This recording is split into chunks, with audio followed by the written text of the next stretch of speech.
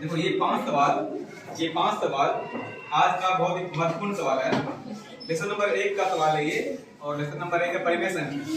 उसमें हम लोग ये पढ़े भी हैं, सब सीखे भी। तो पहला सवाल हम दिए हम लोग बनाने के लिए कि योज्य प्रतिलोम क्या होता है।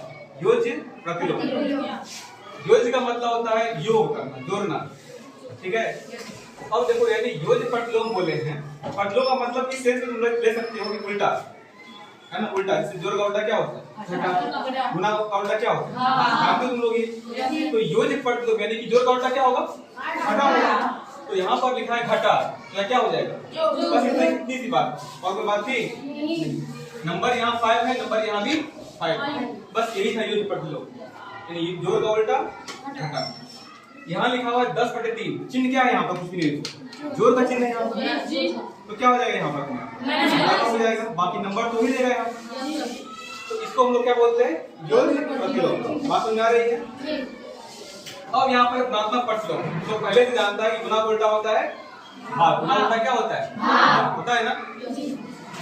तो बाकी देखो, अगर यहाँ पर लिखा है 5 है ना, ठीक है। तो बताओ इसका उल्टा क्या हो जाएगा, गुना उल्टा भाग। भाग कैसे लिखते हैं, 1/5 करेंगे, माइनस लगा देंगे, इसी को भाग बोलते हैं ना। ये ऊपर था और कहाँ आ गया, नीचे। नीचे का मतलब भाग में है। अभी देखो मतलब ये है कि ये जो -5 है, ये -5 का मतलब हो रहा है बच्चे ये -5 गुना 1, तो है कि नहीं, हो रहा है। अब इस -5 को हम नीचे भेज रहे हैं, क्या हो जाएगा, 1/-5 हो जाएगा। बात है में गुना। अब बताओ इसका गुणात्मक प्रतिलोम क्या हो जाएगा, इसमें तो अंश भी है और हर भी।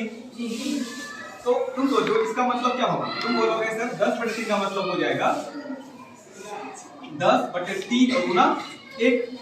ये नंबर है, इसको क्या करना, नीचे भेजना है, बोलो। तो ऊपर क्या बच जाएगा 1 और नीचे आ जाएगा 10/3। और ये 3 कहाँ से आ जाएगा, तो हो जाएगा 3/10। यहाँ क्या हो जाएगा, 3/10। बोलो अब बात समझ आ रही है क्या। यहाँ पर चिन्ह बाकी ये जोड़ रखना था, चिन्ह मायने रखेगा नहीं। नाम है इसका गुणात्मक प्रतिलोम, इसलिए यहाँ पर जोड़ और घटा का चिन्ह मायने रखेगा नहीं रखेगा। अब एक बात सुनो ध्यान से। अब सवाल नंबर 3 पूछे और 4 पूछे हैं, वो सवाल नंबर 1 और 2 का तो और आसान बना देगा। आसान इस सेंस में कि योज्य प्रतिलोम में क्या बोले कि जोड़ का चिन्ह घटा हो जाए, घटा का चिन्ह जोड़ हो जाए। गुणात्मक वाले में क्या बोले, गुना का चिन्ह भाग और भाग का चिन्ह गुना हो जाए। और ये जो है कि सवाल नंबर 3 और 4 इस दोनों को डिफाइन करता है, परिभाषित करता है। इस देखो कैसे, तुम योज्य प्रतिलोम वाले को जोड़ो दोनों को, आंसर क्या आ रहा है, 0। इन दोनों को जोड़ो, आंसर क्या आ रहा है। मतलब इस तरह देखो कि तुम्हारे पास 5 रुपया है, वो भी कर्ज में है, 5 रुपये कर्ज में है तुम्हारे पास, और तुम्हारे पास 5 रुपये है, कर्ज में 5 रुपये और 5 रुपये तुम्हारे पास है भी। तो क्या होगा, सेटलमेंट होने के बाद 0 रुपया बचेगा। तुम्हारे पास ये जो क्वांटिटी है ये तुम्हारे पास प्लस में है, यानी तुम्हारे जेब में है, और सेम क्वांटिटी तुम्हारे पास माइनस में यानी कि कर्ज में है। तो पहला काम क्या करोगे तुम, ये पैसा वो दोगे कर्ज वाले को, उठाओगे, तो कितना बचेगा यहाँ भी 0। तो तुम ये देखे कि योज्य प्रतिलोम में इन दोनों को जोड़ने में क्या आ रहा है, 0। यानी कि 0 को हम लोग बोलेंगे योज्य तत्सम। क्या बोलेंगे 0 को, योज्य। दूसरे शब्दों में ये कह सकते हैं कि वो कौन सी संख्या है इसको जोड़ने पर मान में फर्क ना पड़े, 0। क्योंकि अगर 5 में तुम 0 जोड़ोगे तो फर्क पड़ेगा नहीं। 10 में जोड़ोगे नहीं, 15 में जोड़ोगे नहीं। तो 0 वो संख्या है जिसको जोड़ने पर कोई फर्क नहीं पड़ता, इसलिए 0 क्या बोलते हैं हम लोग, योज्य तत्सम, योज्य तत्सम बोलते हैं। तो ये हो जाएगा 0। क्या हो जाएगा ये 0। और 0 होता है कैसा, अंडाकार। कैसा होता है 0, है ना, वो होता है गोलाकार, ठीक है।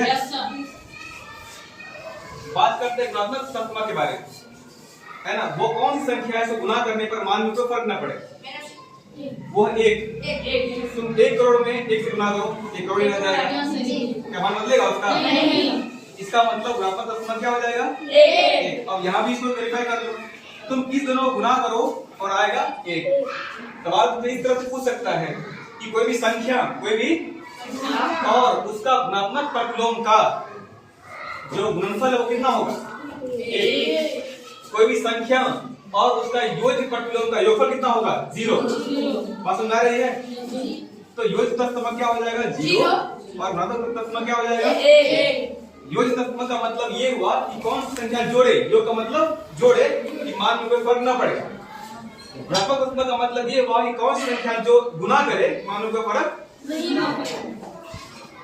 अब है ये कि प्राकृत संख्या, पूर्ण संख्या, पूर्णांक संख्या, परिमेय संख्या, और हमारे पास जो 4 ऑपरेशन दिए हुए हैं जोड़ घटा गुणा भाग, यही कर रहे हैं। अब होता है क्या नहीं। तो इसमें किनके साथ ये संबरक है, क्लोजर लॉ को फॉलो कर रहा है, इसको जानेंगे हम लोग। ठीक है, याद लिख लीजिए अच्छे से। जी।